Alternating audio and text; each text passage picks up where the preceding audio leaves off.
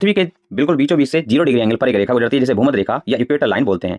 यह पृथ्वी को दो बराबर भागों में बांटती है, उत्तरी गोलार्ध और दक्षिणी गोलार्ध। इसी 0 डिग्री के एंगल पर जो भूमध्य रेखा है, इसी से 23.5 डिग्री ऊपर होती है कर्क रेखा और 23.5 डिग्री नीचे होती है मकर रेखा। तो भारत हमारा कुछ यहाँ स्थित है। तो भारत कर्क रेखा पर उपस्थित है और कर्क रेखा भारत से होकर गुजरती है।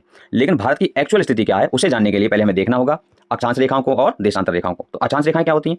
तो देखिए, ये होती है हमारी भूमध्य रेखा और इसी के समांतर जो रेखाएं खींची गई हैं पृथ्वी पर, जो ग्लोब पर खींची जाती हैं, वो कहलाती है हमारी अक्षांश रेखाएं। इसी भूमध्य रेखा से जो ऊपर की रेखाएं होती हैं, इन्हें हम लोग उत्तरी अक्षांश रेखाएं बोलते हैं और जो नीचे स्थित होती हैं उन्हें हम दक्षिणी अक्षांश रेखाएं बोलते हैं। तो इस प्रकार अगर हम भारत देखें तो भारत हमारा उत्तरी अक्षांश रेखाओं में स्थित है। कहां पर है ये? उत्तरी अक्षांश रेखाओं में।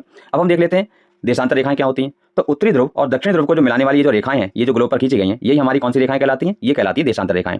तो इस साइड की जो रेखाएं हैं, इस साइड की रेखाओं की बात करें तो वो हमारी पूर्वी देशांतर रेखाएं होती हैं और इस साइड की बात करें तो हमारी पश्चिमी देशांतर रेखाएं होती हैं। तो इस प्रकार हम देखें तो हमारा भारत पूर्वी देशांतर में स्थित है। अतः हम कह सकते हैं भारत की जो स्थिति है वो उत्तरी अक्षांश और पूर्वी देशांतर में है। तो हमारा भारत कहाँ स्थित हो गया? उत्तरी अक्षांश और पूर्वी देशांतर में।